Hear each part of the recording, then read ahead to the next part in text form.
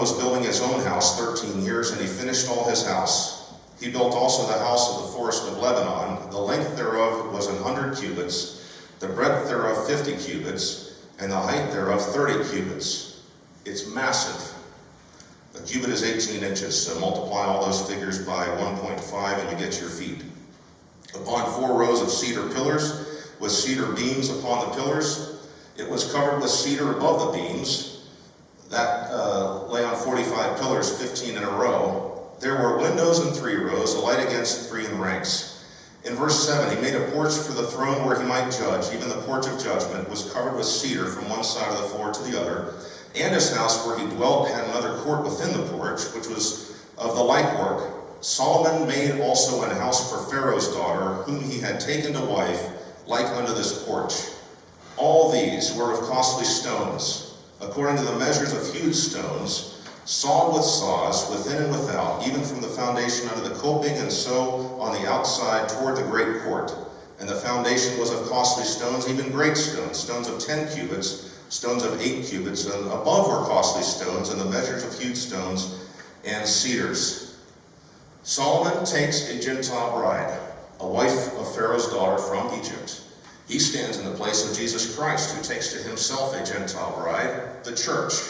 We are not the chosen seed of Abraham. We're not Israel. We're not God's originally designed chosen people. But in Psalm, God told Jesus, ask of me, and I will give thee the heathen for thine inheritance. We are the heathen Gentile bride that Jesus loved and shed his blood for, paid the price for. He is preparing a place much like Solomon prepared for the princess of Egypt, Pharaoh's daughter, only greater and grander and more eternal and more lasting, with him instead of Solomon and us instead of Pharaoh's daughter.